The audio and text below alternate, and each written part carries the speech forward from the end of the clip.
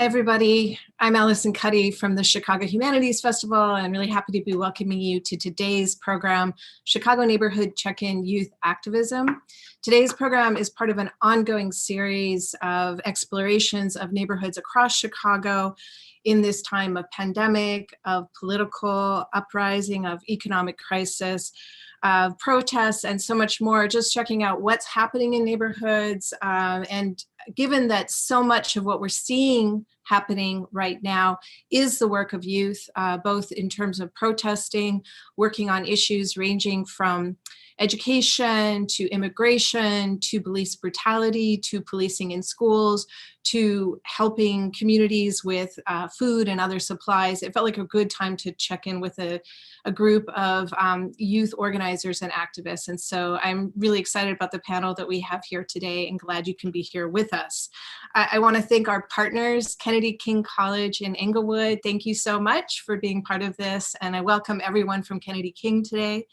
I want to thank the Department of Cultural Affairs and Special Events at the City of Chicago under Commissioner Mark Kelly. Thank you so much. Thank you, Deputy Commissioner Aaron Harkey, for all your work on this event. And also the city's initiative, My Shy, My Future. It's great to be working with all of you on this program and hopefully more. So our today's host is the very multi-talented Matt Muse, who is a Chicago-based rapper and producer and teaching artist with young Chicago authors. He's a mainstay of Chicago hip hop. He is joined by an amazing group of panelists, starting with Caleb Ottman, who's a board member of Chicago Student Union. He's a photojournalist, filmmaker, organizer, writer, scholar, and core member of the Let Us Breathe collective. Also joining us is Zola Chapman, who is a Black trans woman working as a sonic and theater artist. Zola's speech at the recent Drag March for Change a few weeks ago went viral as Zola advocated for the inclusion of trans individuals in both the Black Lives Matter movement and also the LGBTQ+ communities. Finally, our third panelist is Jay Rice, who is a trans masculine public figure, a DJ, a cultural curator, a composer, and a practitioner of freedom and intentional justice. Jay works at the Brave Space Alliance, where Jay is a communications and social media coordinator. So that is an incredible lineup. Now, if you're into the kind of programming that we're presenting today, the work of these presenters, I really encourage you to go to our website, chicagohumanities.org, and find out more about the kind of programming we do. There's lots there related to the work that this amazing group of individuals are doing. We're also circulating an Airtable forum in the chat channel. So if you want to sign up and learn a little bit more, if you came here through the YouTube link, but you want to be more engaged with us, feel free to share your email and we'll stay in touch. Break out that clap emoji for our live captioner, Joe Gale. Thank you so much, Joe. If you want to access that live captioning today, just click on the closed caption icon on your YouTube screen. And I'm sure there's already some questions and conversation going on right now, but get your questions in order and share them in the chat channel. And Matt will try to get to as many as possible. So now, without further ado, let's give a very warm welcome to Caleb Ottman, Zola Chapman, Jay Rice, and Matt Muse. Thank you all for having us. What's up, y'all? Welcome, Hi. welcome. Very happy to be here. We are out here. I'm excited to be here. I really love like the different backgrounds that everybody's got going on. Like Zola in the whip, you know what I'm saying? On the road, you know. I think that's like the coolest thing for Zoom for me is just like seeing what people got going on behind them while they're also tuned in to what we're doing. But yo, so as stated, my name is Matt Muse. I'm gonna be moderating this panel we got going on here. So what I wanna do is give the panelists an opportunity to introduce themselves. Y'all can go in whatever order y'all want, but just tell me how you've been doing, talk about the work you do, and then answer the specific question. If you could have one superpower, what would your power be?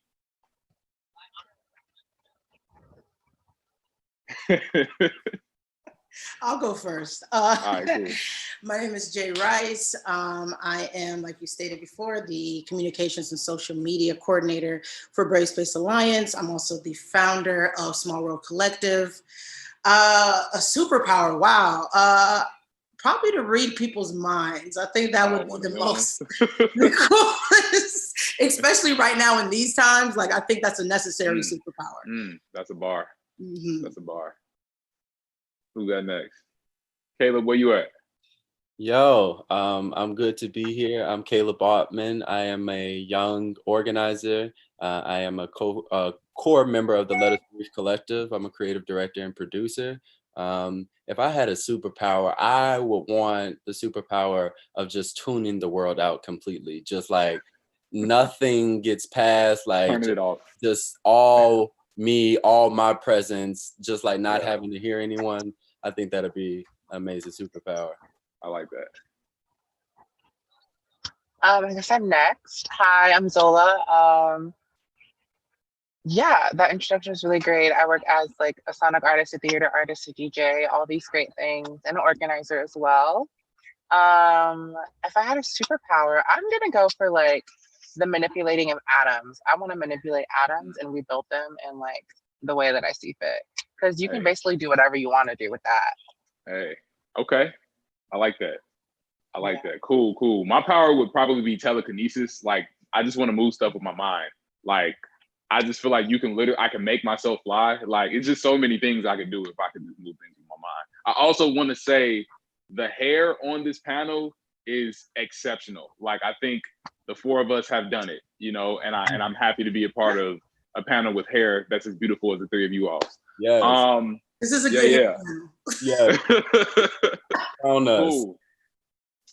So I just want to start by asking you all to name, you know, one of the organizations that you are, you know, heavily involved with. Like Caleb, for example, I know the Let Us Brief Collective, which is the one that I'm the most familiar with, but I'm excited to learn about the others as well. But name the organization or organizations that you all are in tandem with, and then talk about what specifically you all are working on in this very unique moment in time right now. Word. Since you already said the Let Us Brief Collective, I might as well go. But yeah, the Let Us Brief Collective is a collective of artists, activists, and organizers who are using Black liberation, using abolition as practice. We believe that there should be a world where prisons and police do not exist. We believe that scarcity is the tool of the oppressor. We believe that we live in a world of abundance. We believe that we are all we need for liberatory efforts. We are all we need to build and sustain and to win this movement and this revolution. And right now, our focus has been on a lot of training of organizers, helping using our breathing room space on 51st in Ashland as a center, a hub for Black liberation, training organizers, training young people, using that space as a way to uplift folk. And then we have the direct service part of it, where we're feeding folk. We have a free store where folks can pull up and go get clothes, go get groceries, go get food. So those are some of the initiatives that we have been sustaining through the summer. Beautiful. Thank you. I guess I'll go next.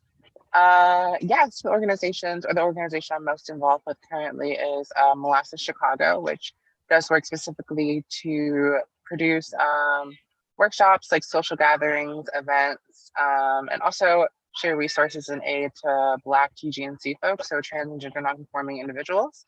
Something that we've been doing recently that I've been most involved in is our mutual aid fund, which has been like redistributing funds to like Black, trans, and GNC folk when they need it, as like we know that like during these times of like COVID and the government shutdown and multiple other things, it's extremely hard for trans people to sustain and like gather resources aside from all of these things. With all these implications in place, there needs to be a greater impetus and a greater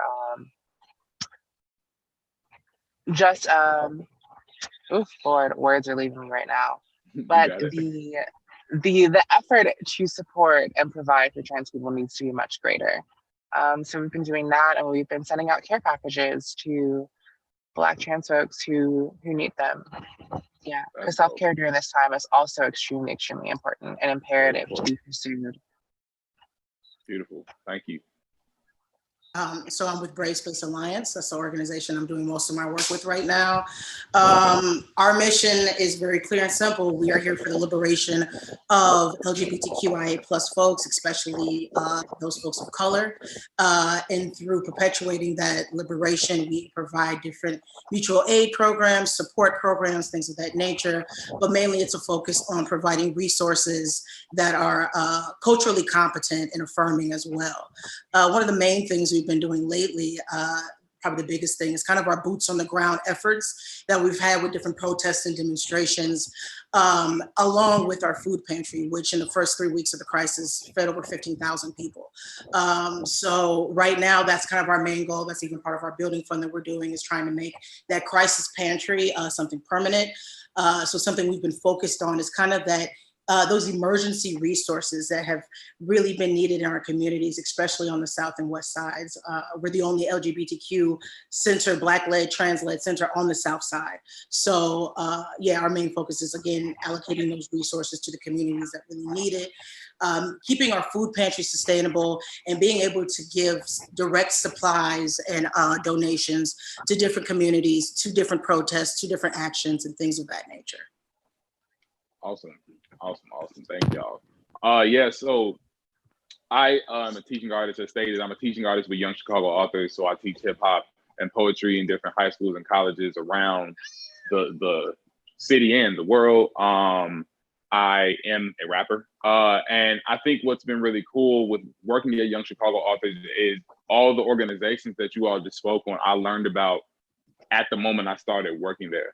And I'm happy, you know, to be continuing to learn about the work that you all are doing. And one of the really unique things, and this question is about to be for Zola, one of the unique things that happened was when they asked me to moderate this panel, I realized that my manager and good friend, Sam, who runs the Progression clothing brand, that you all did a video. Yes, yeah, he also designed the shirt that I'm wearing. You all did a video. It wasn't really an interview. It was more like, what would you call it? I don't know. It was just dope, though. I know it was dope. Thank you. It was sort of interview-esque. I would say it was just like,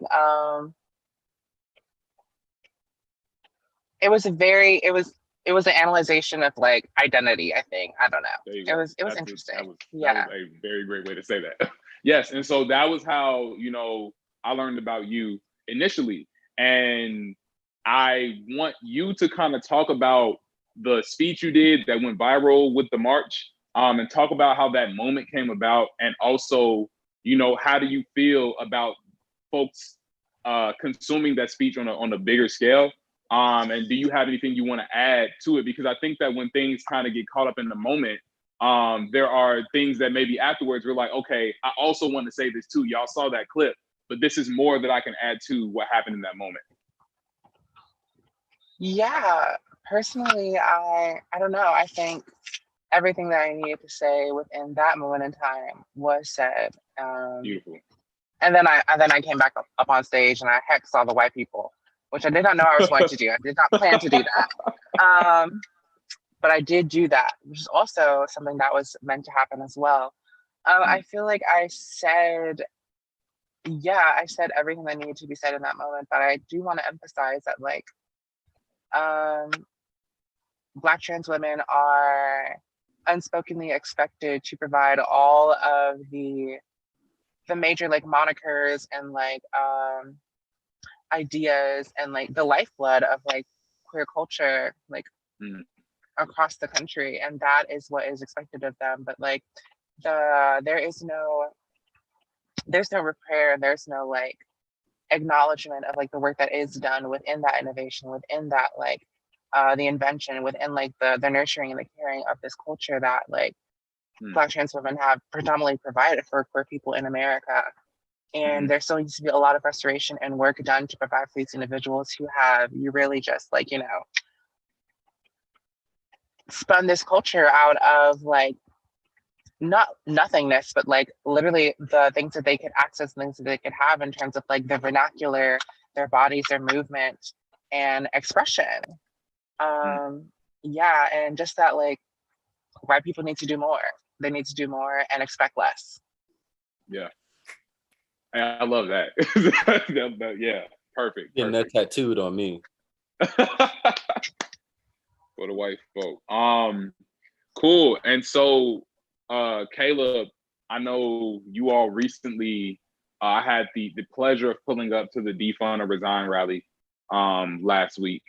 And I think that the conversation, I actually would like all three of you all to kind of chime in if you feel comfortable talking about it, because it's the thing I'm actively learning about. But the concept of both defunding and abolishing, the police and CPD specifically is a hot topic right now. But it's a thing that Let Us Breathe has been about long before this moment came about. So I want, and you know, I made a video last week where I was explaining, kind of like promoting the Defund and Resign campaign to get young people to pull up to it. And so I talked to Damon and Christiana about the specifics of it. And when I learned the specifics, I'm like, oh, this is really cool. This idea of taking knowledge and disseminating it on a large scale so that folks can organize on their own and not have to come to the Black Abolitionist Network or to Let Us Breathe to have these conversations, and can do it on their own. So I want you to talk about, why does Let Us Breathe champion the abolishment of the police? And then if anybody else on the panel wants to talk about it as well, how do you all feel that the police play a role or what role does the police and the abolishing of the police play in the work that you all do, if you believe that they are in relation in any way? Yeah. So yeah, Let Us Breathe, and not just Let Us Breathe, but a lot of Black, queer, trans, radical feminist organizers in this city particularly have been about the abolishment of police, and have been saying this in 2012. We have folk that have been saying this since before I was born in the early 2000s, right? So this is not a new idea. This is not a new concept. It's just that it's being elevated and it's being digested more. And that's something that we need. And the fact that we're having this conversation is beautiful.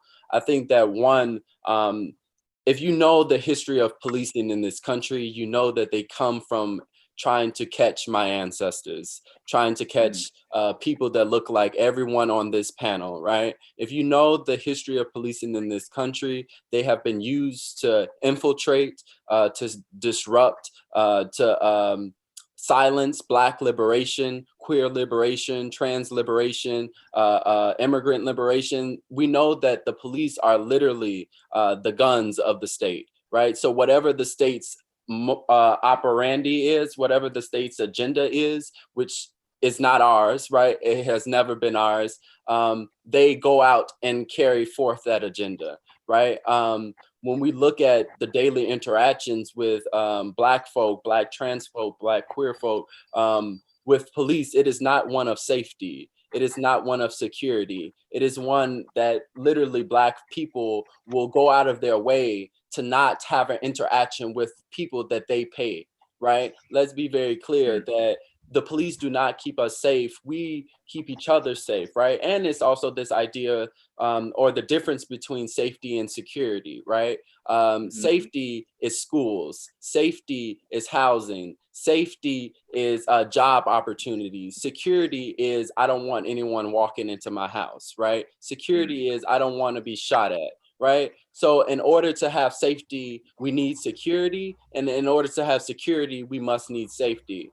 So the work that Let Us Breathe is doing and has been doing is uplifting that of what does this world look like? What do we have? The police take all of our money on, not just in this city, right? But in the nation, in the world. When you talk about the military, we know that policing and surveillance has had its time to be invested in, had its time to be reformed, had its time to show its efficiency, but it hasn't. It has shown us that it continues to kill us, continues to murder us, continues to lock us up. So when we are calling for the abolition of this carceral state, we are literally calling for our survival. We are literally calling for people to recognize us as human.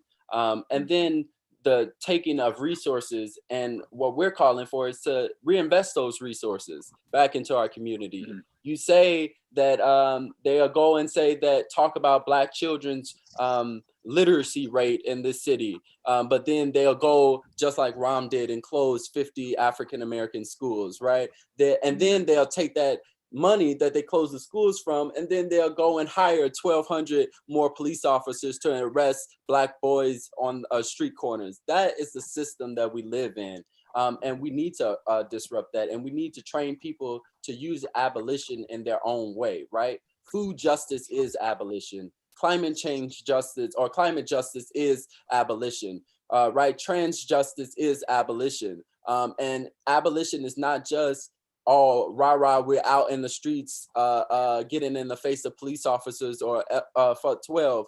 Abolition is this idea that we need to root out any system of oppression that continues to hold us bondage, right? Harriet Tubman was an abolition. We stand in those legacies. We stand in those ideals. We don't just stand in this idea that we just want a perfect world. And abolitionists are giving solutions. So listen to us. Hey, okay. Preach then. I love it. I love Literally. it. Did y'all have anything, Jay or Zola, that y'all wanted to add? Caleb, that's such a good point. That's such a good point, everything you said. But I think the other side of defunding the police, and even Caleb actually mentioned this, that a lot of us seem to forget, is there's the defunding, but then there's also the reallocation of funds. I don't think that's getting talked about enough. So it's not just that, oh, we want to defund the police. No, we want to not only defund them, but reallocate those funds to organizations like Brave Space, Let Us Breathe, to trans-led, Black-led, queer-led organizations, so that we can independently redistribute those resources to oppressed groups. I mean, the state and the city are not allocating funds to organizations like us. So a big part of that would be those millions of dollars that get defunded from the actual police can now be put back and directly put back into actual resources, and not just resources, but culturally equitable resources that are affirming and that are fit for those actual oppressed groups. So that's the other side of defunding the police that I don't hear enough about. Is, okay, great, we're gonna defund them, but now where are those resources gonna go? You know, not up north. That's not where it's needed. They need to go. They need to go to the south side, to the west side. They need to go to those Black and trans-led communities. They don't need to go to Boys Town. They don't need to go to Logan Square. They need to be in South Shore. They need to be in places that are actually equitable and can get to the people that need them the most. So I just kind of wanted to put that idea in the air, is that defunding is necessary, but we now need to do that extra step and that extra work to figure out where those funds can get culturally equitably resourced and redistributed. Yeah, absolutely agree with the points you've made. Like, within the conversation of defunding the police and reallocating the resources, there is not enough time within my lifetime for, like, if the police is defunded and then reallocation occurs, for the reallocation of those resources to, like, restore the, like, insane amount of, like, harm and oppression that, like, Black, trans, and queer people have experienced. There is not enough time to do that. So, like, when individuals are speaking upon, like, reallocation, and individuals are seeing it as such, like, this grandiose, out of reach, unattainable idea, it is really just the bare bones of what it looks like to restore this country, and to, like, not even restore this country, to make up for all of, like, the insane amount of bullshit and oppression that specifically Black, queer, and trans people have been, like, subject to. It's just insane. And when we're thinking about intersectionality and how, like, Blackness, transness, and queerness is all, like, demonized by, like, the police state and the carceral system, we have to think of individuals who, like, you know, exist within that sixth corner of an intersection of identity. You stand in the middle of the street and you have to dodge all of the systems of repression that run down those streets. That was a bar. It's insane and ridiculous that I find so many Black people, a lot of Black, queer, and trans people, who are like, defunding the police and abolishing the police will do nothing but, like, let loose chaos and anarchy within our streets. And, like, that is not what abolishing and defunding the police looks like. Like, communities have, like, regulated and mediated themselves for eons before policing existed. That is just how things have happened. But because, like, American history is, like, so specific and, like, you know, specializes in erasure, those systems of, like, community have been, like, forgone. they've been forgotten, and this is all we know. Yeah. Yeah. Oh, go ahead. I'm sorry. Go ahead. No, you're I'm absolutely gonna fine. add That on was to it. that point of we know that policing, right? Policing doesn't look the same in every community, right? White people don't have the policing that we have in our communities, right? So when we're talking about the abolition of policing, we're talking about we want our communities to look just like theirs. We want ours to be safe, and we want ours to our streets to be clean. And instead of police officers at every single corner, instead of surveillance cameras at every single corner, right? We want actual tangible solutions, and it's ludicrous to me to I like the idea that we can have safety from this top down approach, right? Somebody comes into this community, right? Somebody like they arrest the bad guys, they go after them, right? Without knowing any of these community members, without understanding the nuances of community and the powers that it holds within it. It's just and then I don't like when they tell abolitionists we're not giving solutions, right? All the solutions we give, we want hospitals, not police. We want books, not police. We want jobs, not police. Counselors. Right, we want counselors, not police. Resources. We want art centers, not police. So when they tell us that our solutions are not radical or are too radical or too big, but then they go and say, oh, fun art. That's exactly what we're saying, right? And they go say, oh, fun home economics. That is exactly what we're saying. Stop putting our money and criminalizing our young people and start putting it into investing in them. So let me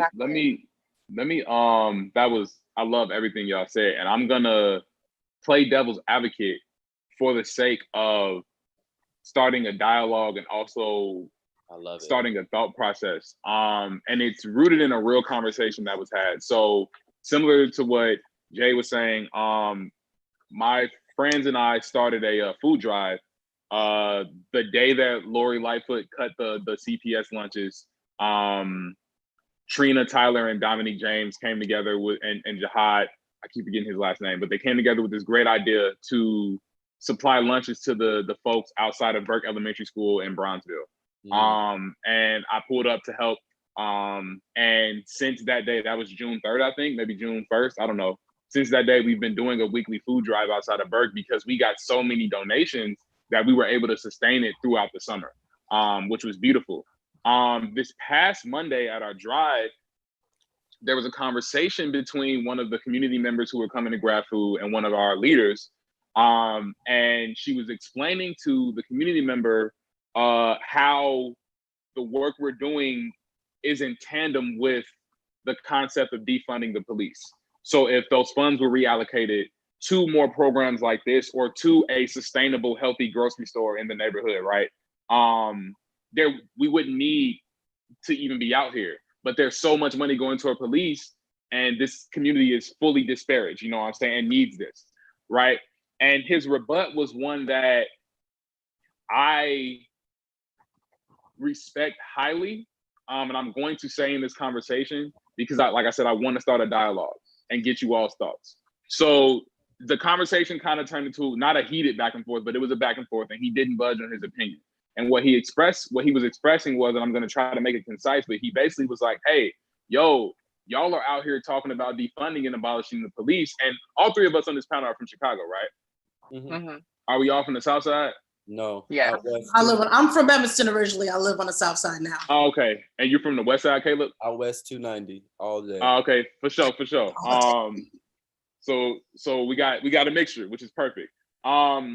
But what he was saying, you know, I grew up on the South Side, you know what I'm saying? I grew up out there, you know, but not of the streets, you know what I'm saying? But I grew up there, you know, and I still live here. And what he was expressing basically was like, hey, y'all keep talking about abolishing the police, but y'all not in here on the ground seeing what's going on and living amongst the violence. And, you know, he specifically used the example of, if we take the police out of schools, all the young people who have guns will now have easy access to just walk into the school with these guns and, you know, get into it with the opposing gang member or get mad at the teacher. And he specifically said, shoot the teacher or something like that, you know. And when has that happened? Wait, and hold on. What demographic is he talking because about?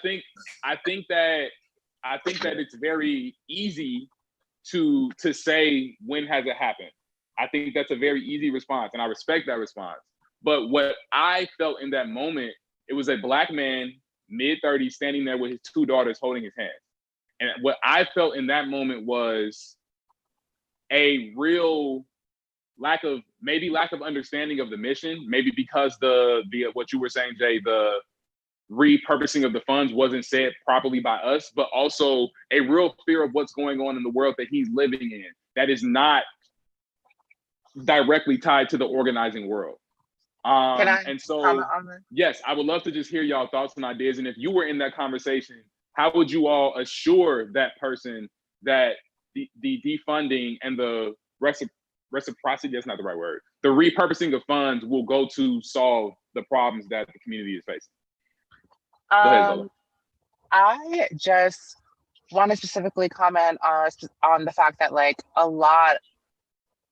a majority of the gang violence occurring in America is because of like the policing and carceral system, like breaking down a lot of like the bigger Black organizations seen in like the civil rights movement, like the Black Panthers and like the Black Panthers like breaking down and becoming like individual gangs and like spreading about the country. But also that like there is a lot of work to be done specifically with like Black men within communities in Chicago and other metropolitan cities where like individuals are, well, Black women specifically are being abused, killed, sex trafficked, sexually assaulted, raped, etc., so on and so forth. That work still has to be done. There has to be like a very, very, very swift and righteous like wave of accountability and restoration into like how hypermasculinity and like Black manhood has really worked against a lot of the things that like Black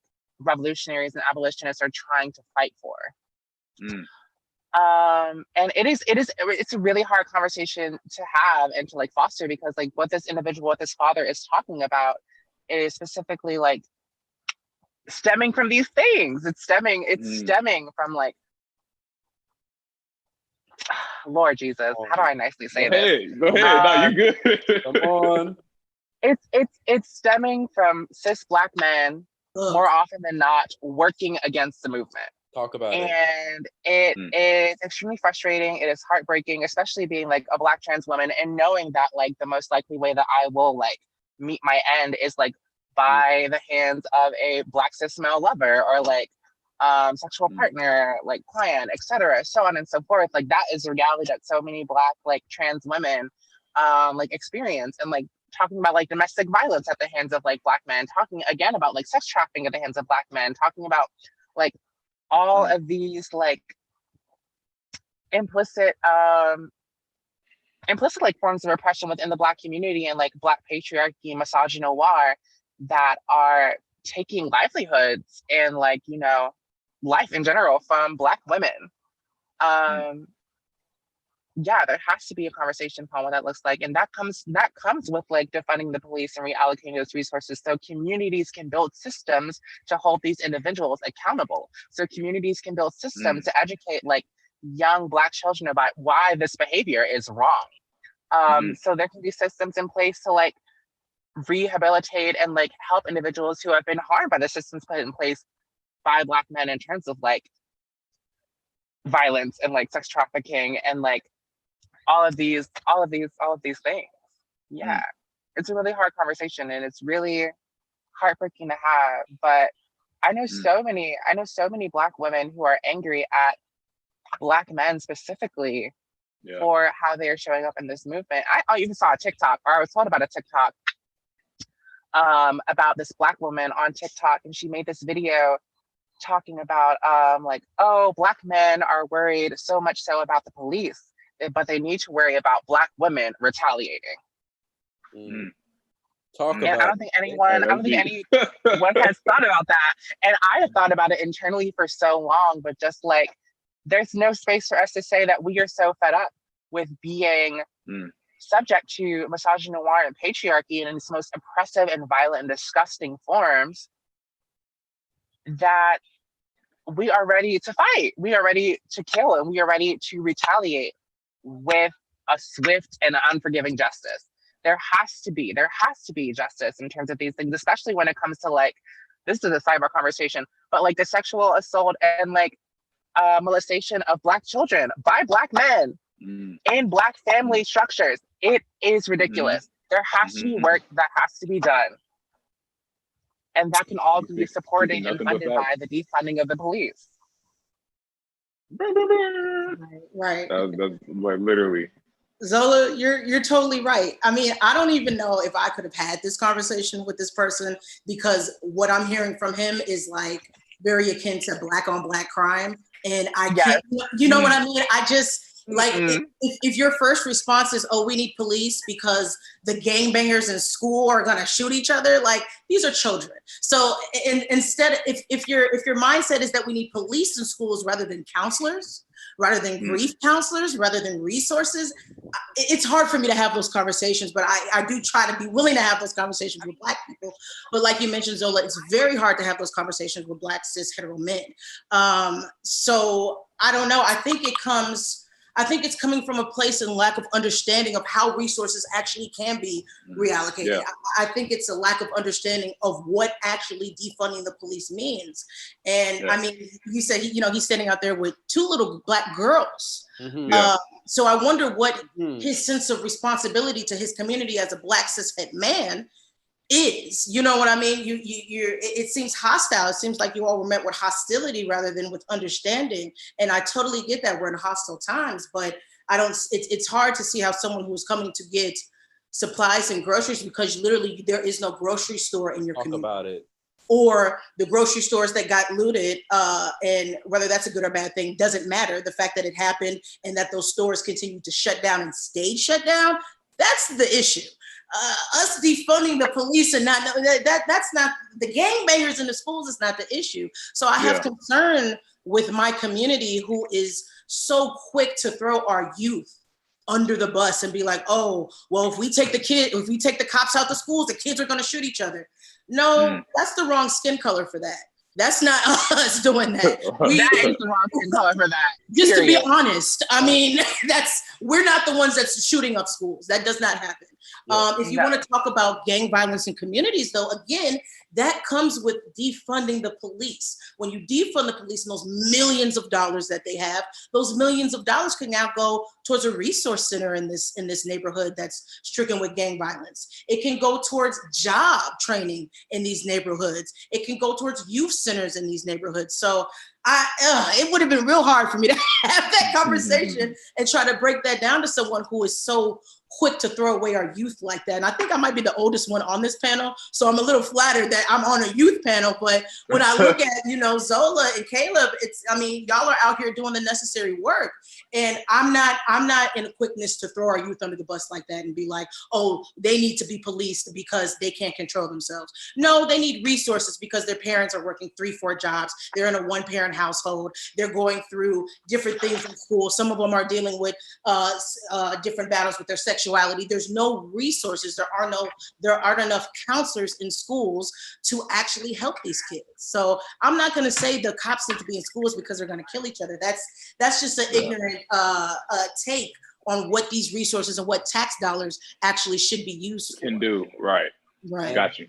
I'm going to just be very quick, but for me, it's just like, and when I said that doesn't happen, it's one because I try to stick to fact, right? And this, so the research shows that the Chicago Police Department is not doing their job, right? What is their murder clearance rate? We give them so much money, and what is the safety for our communities? Black babies are still being killed, right? All of this stuff. So that's one part of it. It's just like, okay, you want to keep throwing money at the same system that abuses you, that you actually don't like. Let's be very clear. I never heard a Black person be a fierce supporter of the police, even Black officers. Let's be very clear. And then, like, you talk about this idea that, like, you criminalize young Black people, right? We already walk through metal detector. I just graduated high school this year, class of 2020. So oh wow, when youth, congratulations. No, thank you. But when they talk about kids bringing guns to school, they bring them to school with metal detectors. They bring them to school with metal detectors. So like even your surveillance state isn't working, right? So what does it look like? What does real safety and community and security look like? It does not look like putting more metal detectors, because it doesn't stop them, right? It doesn't do anything for it. But then it's also just like, how are you complacent? And again, like y'all said, Black men have been the white people of our movement, right? And when I think, no, seriously, when I think that's just a great analogy. I'm sorry. who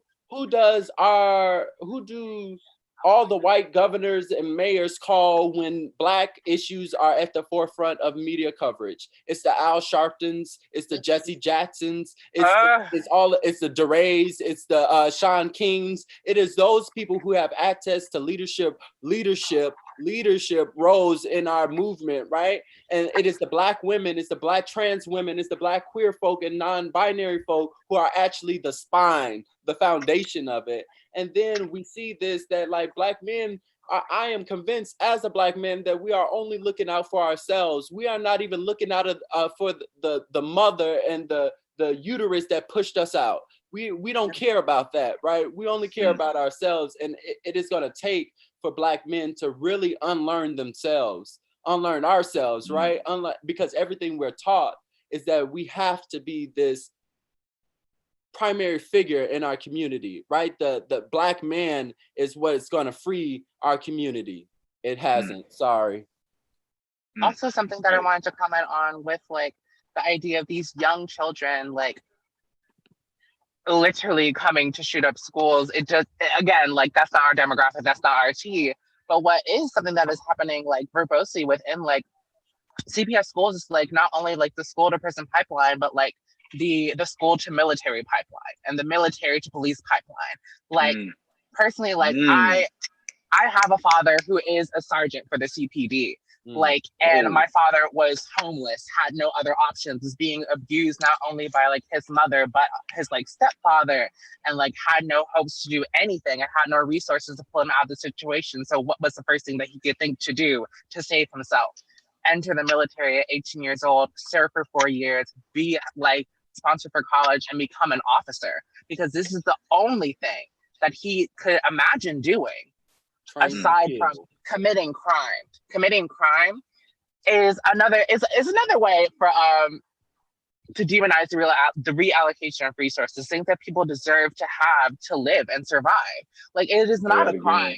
It is not a crime to take food, to like take water, to take clothing, to take shelter. That is not a crime.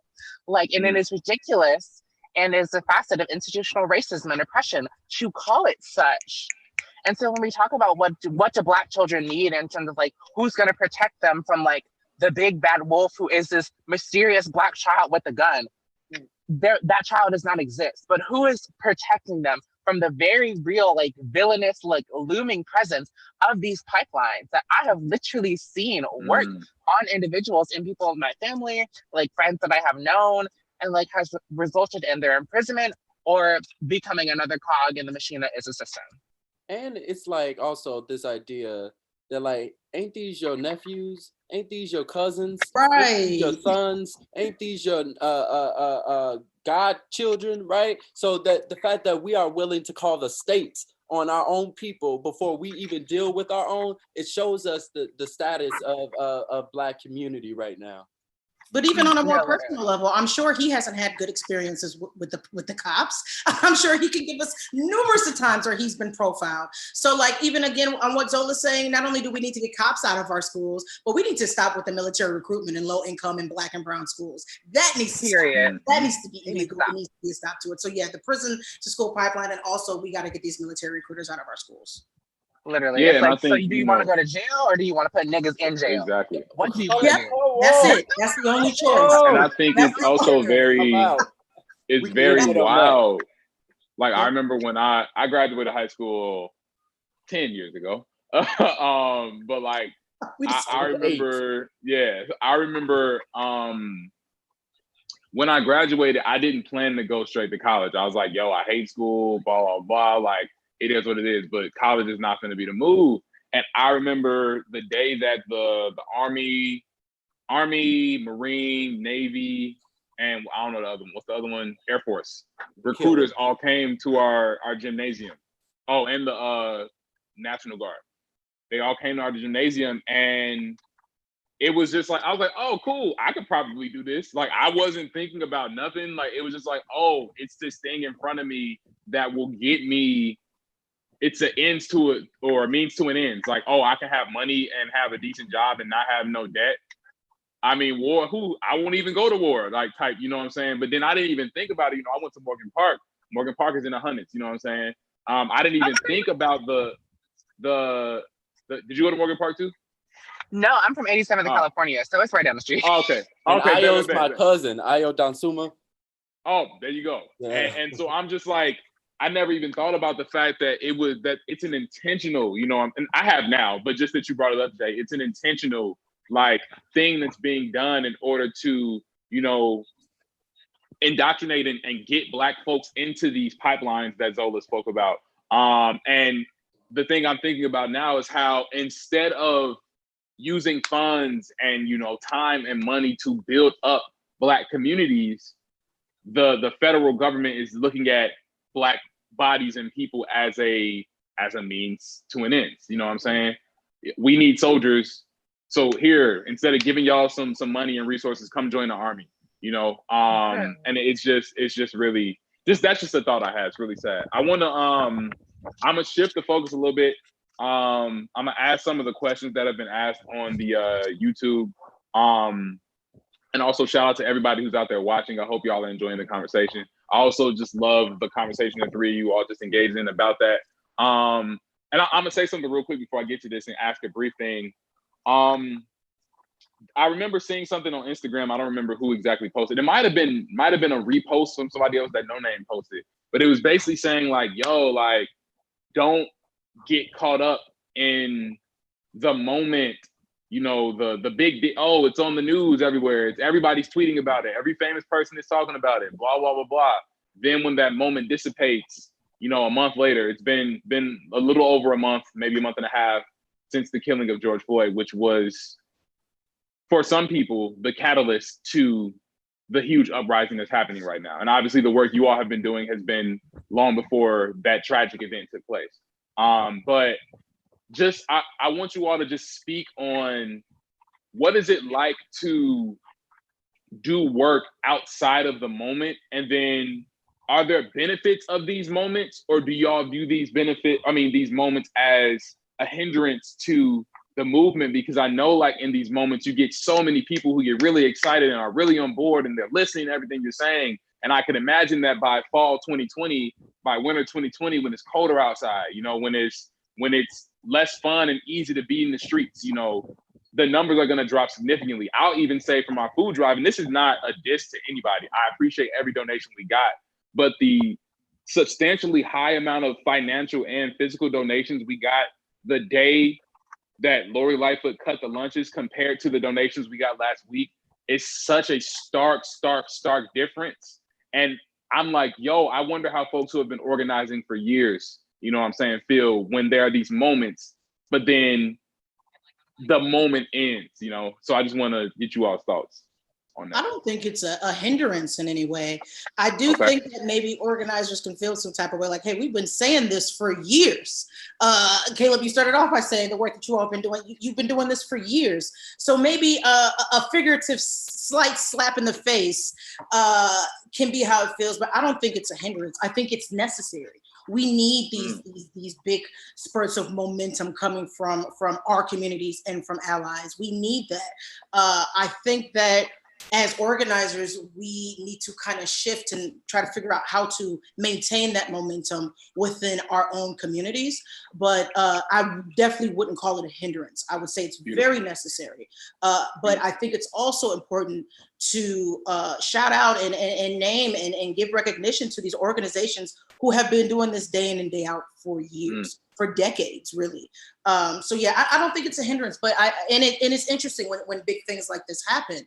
I think it would be beneficial for us to try to figure out a way to keep that momentum going. You know, because as many of these different incidents that get publicized, there's 30 more that's happening that just we haven't heard about yet. If we look at all the videos, even back to Laquan, you know, we're looking at these videos a year later. So I don't think no hindrance, but I think maybe there can be a different way where we can get on the ground, a little bit more access to when these things actually happen, to put out that momentum so that we're not waiting till a year later when a video is released and then all of a sudden there are protests. But I think that these big momentums are really beneficial to the movement and they help. Real quick. I want to get to the questions folks are asking because we're running out of time. Did Zola or Caleb, did y'all have something very specific y'all wanted to say on that point? Yeah, just listen to us. For sure. You know, just listen to us. Yeah, that's it. Cool. Beautiful. Yeah, listen. If you actually care about something and you're not doing because it's trendy, keep going.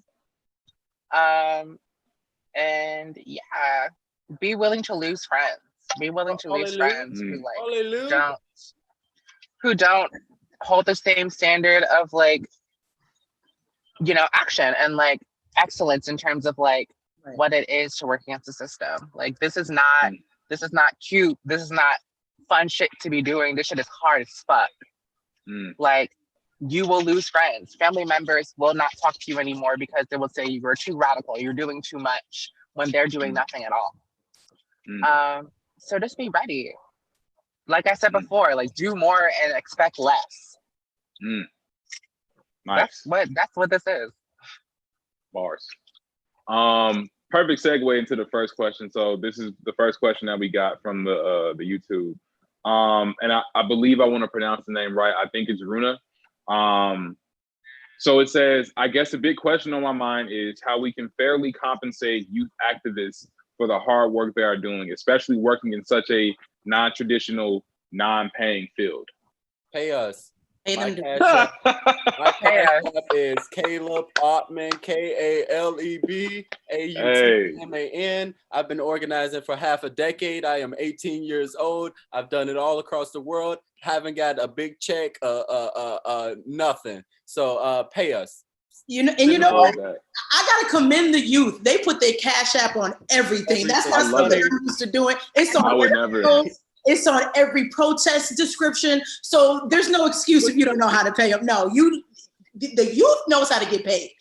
Cash app, Zelle, Venmo, all that. And they list it. It's always in the YouTube chat. Right, we could put ours. Drop them all in there. Drop them. Yeah, you can pay me at Cash App, $ blowing out bussy, or Venmo at Molasses Chicago, all lowercase. Hey, look. Hey, drop mine in there too. Let me let me eat too. Honey. Out here. I love it. Great answer. And I think that, you know, I was just so, what's the word? I'm just learning so much in this moment, y'all. Like, you know, and I think one thing that Zola and Jay pointed out with I'm a cis Black man, you know what I'm saying? And you know, I have learned so much since I started working at YCA 5 years ago. And this moment has showed me how much more I have to learn. And I think that one of the coolest things I've seen and you know what I am just trying to do is just like, folks are not afraid to not only put themselves on the line for these things, but also to speak the facts as straight as they can come. You know what I'm saying? Like, oh, it's Juneteenth. Y'all want to support Black folk on Juneteenth? Here's my Cash App. And like when I saw the amount of like Black women's Cash Apps, Black trans folks Cash Apps that were dropped on Juneteenth, I was like, yo, this is a movement. This is a moment, you know what I'm saying? And I want this to last forever. Like I want it to always be this way. Y'all are really dropping these cash. We are not playing with these white folks in this chat. I'm about to let me get some white money too. Let me but yeah, I just wanted to say that. And the thing about all right, that cool. is, it's Oh, go ahead. I'm just saying, like, that money that you're giving, you're not giving. It's owed. Ooh, No. hey, This is look. reparations. It's owed. If you are a white person and you are giving, especially white people with generational and family wealth, which a lot of And y'all most of them have, do. All of them. which a lot of y'all have, that is money that was provided by the foundation of Black, specifically Black and some Indigenous individuals working as slaves to build and uplift this country so you could have a system and a country that can sustain itself financially. So that money you're giving, you're not giving it, sweetie, it's owed. You should have given it a long time ago, or your great crusty ass German granddaddy should have given it a long time ago. Yo. This is great. I'm having so much Can fun. I invite y'all all over? We need to eat. Right. Come on, we need to eat.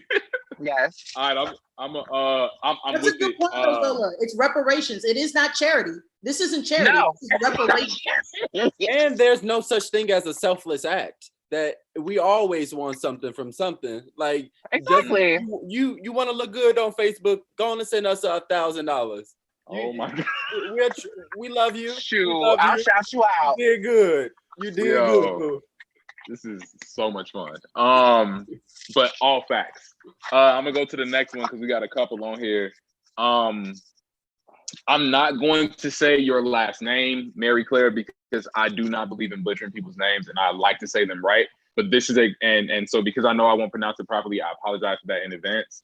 Mary Claire, this is your question. Is there someone, an organization or space in Chicago that helps specifically Black LGBTQ plus youth access therapy, counseling, and or resources to help them with their mental health needs? Right. So many. I mean, at BSA we have so many different supports groups and mutual aid groups that we're running. So I mean, it's a matter of a Google search. But I mean, to start off with, especially when we're talking about queer Black youth, BSA is a great place to start. It is. Say the full thing so they can put it in Google. Bracelets Alliance. I'm sorry, I say it so much. No, you're good. You're good. But yeah, Bracelets Alliance offers a multitude of different support groups and mutual aid groups that literally focus on mental health and kind of building that community that a lot of LGBTQ Black youth needs. So, I mean, you can go to braceletsalliance.org and look at the different groups that we have. Yeah. And just go and support healers. Like, there's a whole bunch of Black massage therapists and Reiki healers, and like these are folks that are also helping organizers and helping us get right. So it's folks out there that are doing the work. You don't. It doesn't always have to just be an organization or a tax exempt place. Go and fund people who are actually on the ground, putting their bodies on the line. Ain't no 501c3 with that. No, you need to be making sure that like individuals who want to be like Black psychiatrists and psychologists and like healers and and things of that nature have the funding to do so. You need to be giving them money directly. Also, like individuals who like work in nightlife and throw parties. Like I've been doing that for a little bit. Jay's definitely been there longer than I have. I mean, we've done it together. We have done it together. But nightlife specifically for Black, queer, and trans people, oh, Lord Jesus, specifically, these are like centers and spaces of joy and freedom that have a lot to do personally with like restoring and solidifying my own mental health in terms of like finding community and finding joy and being able to dance and being able to laugh and being able to meet new people who understand and relate to me. These are facets of encountering and fostering joy and hope for Black, queer, trans people. Like that's just the long and the short of it. So yeah, support different organizations who do that work as well. Create these spaces for like Black, queer, and trans people to find community inside and outside of nightlife and like throughout like, you know, the diaspora of what it is to contribute within like the psychiatric care and uplifting of Black, queer, and trans people. Yeah, nightlife is often forgotten when it comes to healing spaces and non-traditional healing work. But I mean, if you can't dance with a group of people, that's real church. Are the parties that we throw. So I mean, yes, there's therapists and psychologists, but also, I mean, Small World Collective was throwing an event that's for free every Sunday. Molasses throwing events all the time. So it's like, where's the support for that outside support for these healers in the form of these very significant and necessary party promoters in Chicago? Yeah. And I think I want to add to that, or just to round it out. I think it's so important to understand that, like, regardless of whether you're okay with it or not, there are so many people who struggle with the actual, like, idea of sitting down and talking to a therapist. There are so many people who struggle with the idea of having to sit in a room with a social worker and have that conversation, that there's a build up to that. And that a lot of us have our own means of joy and self-care that we go to. And, I think to talk about the nightclub life is one of those things that's incredible. And so I want to push the person who asked that question, everybody, to just really consider what, the three of them just said when you're thinking about where to send funds and who to support, because it's not just about the institutional things that exist that can benefit folks. There's so many other ways to get folks mental health. And you just were told about a few of them. I'm gonna go to the next question. And it's gonna go back to policing. But I really like this question, and so I'm okay with going back there. For generations, and it's by Charjay, for generations, we have been fed the idea that policing is the solution. When people are more informed, they will better understand and likely support the movement. And I believe that means the movement of abolition and defunding the police. Is there a plan to re-educate the community? So I'm gonna rephrase it a little bit, but what I think it's saying is basically like, yo, how do we stop all of these people who've been indoctrinated basically into the idea that, oh, police are the answer? We talked about the man and how that was his solution. Where do the community places? And I think, what Let Us Breathe is doing is a perfect example of this.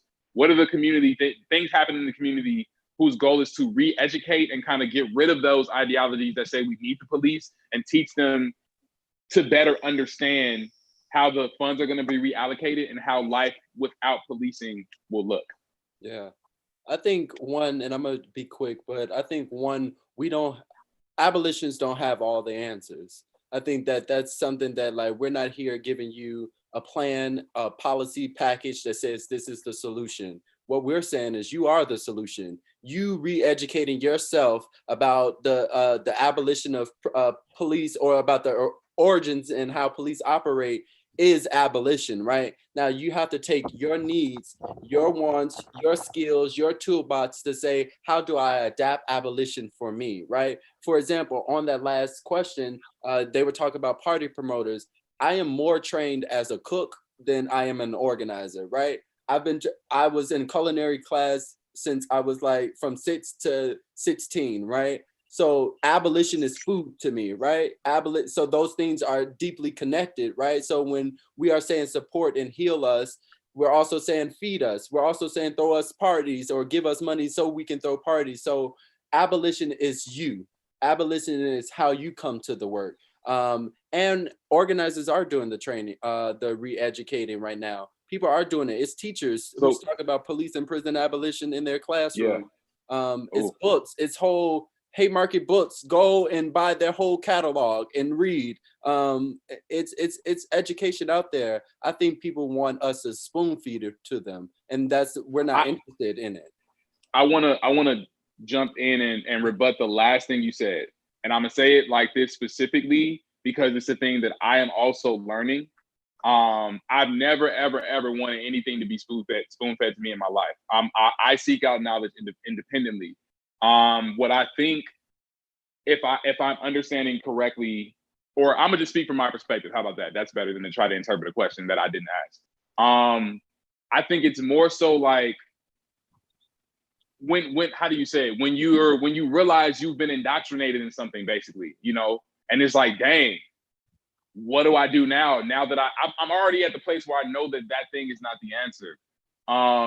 But I think you said something important, like check out Haymarket, read the books, blah, blah, blah, blah.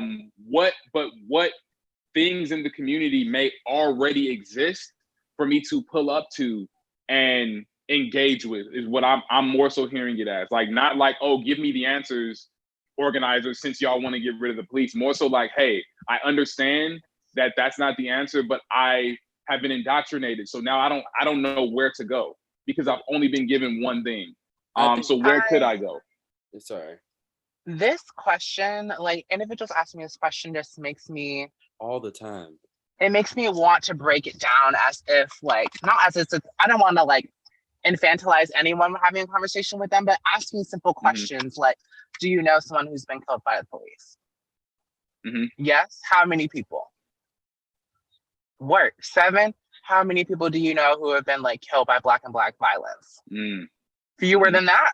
Okay. So what do you see as a problem here? It's asking those questions that make people sit down and be like, okay, yeah, like I see your point. There are more cons than pros to policing. It boggles my mind. Like if an individual is walking and the soles of their shoes have thorns, and you say to them, girl, you shouldn't be walking in these shoes that have thorns and that are stabbing your feet. And they ask you, well, are you going to give me other shoes to walk in? Then they don't want to save themselves in the first place. You don't want to save yourself in the first place. Hey, you got bars. You got a preacher in your house? Yeah. I do not. The analogies be on point. Thank you. But yeah, like we're so comfortable in this pain. We're so used to being like in this constant, ongoing, perpetual pain and oppression that there is a fear that is also a facet of that oppression that keeps us from wanting to migrate. It's Stockholm syndrome. We are so comfortable and in love with this oppression and pain, some of us, that we fear what it would look like to operate without it because we're told that it's keeping us safe. When you're walking down the street with shoes filled with thorns, when your glasses are stabbing your face, when you think something that you're doing that's helping you is going to be the inevitable cost of your demise. It's just like, ask yourself the simple questions. Ask yourself, like, how many times have police saved your life? How many times did police save the lives of the people you care about? It's real. Just to kind of quickly add. Go ahead. Yeah, there's that thin line between someone wanting to be educated and someone wanting a bunch of physical and emotional labor from you. You know what I mean? So in 2020, it's hard to be like, well, how are you going to educate us? Well, there's Google, there's JSTOR, there's books, there's all sorts, there's TikTok. You can go on TikTok right now and get all the education you need. So it is hard to come to community organizers and be like, educate us. Well, we have workshops you can pay for. There's that. But we're out here doing different work. We're out here doing community-based boots on the ground work. And you want us to educate you? So it's and for free. Add it for free. And like Caleb said, these organizations are already doing a lot of education. Even in very digestible terms. You can go on Instagram right now. You can go on TikTok, Snapchat right now and literally get all the education you need about police abolishment and defunding. So it's hard to say, oh, let me put it on these organizations who are focused on also education work, but also like on the ground work to educate you. That's not, it's 2020. So what are some of the tangible, like you just said, some Instagrams, and like, obviously I'm gonna say off bat, like Black Abolitionist Network, Let Us Breathe Collective. What are there any other ones, and these are all Instagrams, whoever's watching, literally just Google what the 2 things I just said and you'll find it. But are there any other orgs that are doing the work right now? The hashtag is the best way. Yeah. Look up Black Lives Matter, look up police abolition, and you will get all the information you need. And read on Twitter. Twitter, U.S. Prison Culture. She has a blog, usprisonculture.org or something. Read everything that she has written. Those are tangible. And my last part of that wasn't towards this person. Right. My thing is that as organizers, we give the solutions, we organize the protests, we do the teach-ins, we do the workshops, we do it for free, and we go in debt for it, and we have emotional and mental health reasons for it, and then people tell us, oh, we need more. We need more from you. What you've done, and they didn't even look at the work we have done, and then they said, oh, we need a little bit more. So just lean into your own creative and research and process. You are abolition once you start researching it. Literally, people want abolitionists to be everything. They want you to be the librarian. They want you to be the archivist. They want you to be the healer. They want you to be all these things. When what we said that we want to do and have dedicated ourselves to doing is like leading individuals and actions to forgo and like defund oppression. I'm just like, I don't understand. Like, and that's and I think that the way, and I said this in the beginning, Caleb, when I was talking about the Defund or Resign campaign, I think I was just so fascinated by the way y'all put it together, where it's just like, instead of it having to be where folks are beating down our door every time they want to do a protest or a march or have a conversation, we gonna have 3 trainings, we're gonna equip y'all with this information, and now y'all can go to y'all neighborhoods and, you know, do that. And I think that that's a model that a lot of organizations may also be able to kind of take and, you know, repurpose for what the work that they're doing, because it equips, it forces folks to seek the knowledge themselves, number one, but then it also equips them with the tools to organize on their own. Yes. Yeah, I love it. I'm gonna ask, we don't have a lot of time. Am I gonna ask this last question? We need a group chat, yo. Yeah, we do. As a social worker, starting in an elementary school this fall, I'm curious what white counselors can do better, if anything, for Black youth and CPS. I was gonna say I can only take one, I'm gonna take this and one. I trust you, so go ahead. Yes. One, this is for Black counselors and teachers in general. Well, this is a white person though. That's what they. Did I say Black? I'm sorry, white. Sorry. Oh, white. Okay, for the Black ones, we need more of you. Thank you for doing what you're doing. We love you. For the white ones, you should all unlearning yourself, right? And is literally what you have to do to come to that work, especially when you're working with young Black people. Also centering them and what they need and their voices, and not what you need or what the system tells them that they need, right? We understand that these constructs and even counseling and what you have to report and what you don't is actually harmful to a lot of these students. So centering them as much as possible, and knowing that your guilt, knowing that your emotions about your students don't actually help them, right? Like you crying about your student being homeless doesn't stop that student from being homeless, right? So we need the tangible work of you using your privilege, using your whiteness, sometimes you're gonna have to go out of the construct and out of the system and have to be penalized for it to save some or to help and support young Black people. But you can't just come into the work with the white savior syndrome, because if you come to that work like that, you're going to be disappointed because white people have never saved us, and 2, you're just gonna you're gonna do yourself a disservice, because you're not gonna actually be changing and growing inside yourself. You're gonna think that you have all the solution, and that whiteness, you're gonna tap into this idea that whiteness is what needs to save Blackness. Whiteness is all that we need, and it's not. We need the opposite of it, actually. But yeah, unlearn yourself, center young Black people, and know that get ready to throw down for young Black people. Can I also add, if you are a white educator or counselor who's entering an inner city like educational institute for loan forgiveness, you don't need to be there. You don't need to be there. The bars that are being spit in this conversation, that's a fact.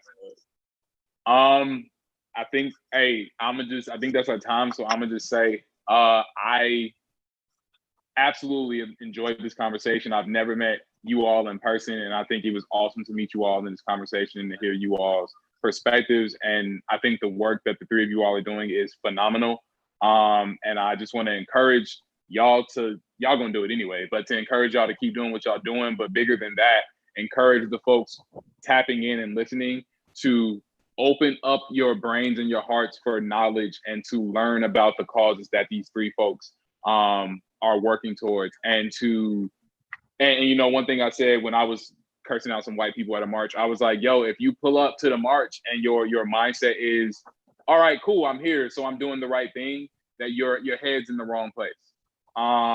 Being on this chat and watching this on YouTube is not enough. And if your brain automatically goes to, all right, I'm here, I'm happy, I'm good, that means your brain's not in the right place. You should always be open, always be trying to learn. I have so much to learn as a cis Black man. And I'm acknowledging that.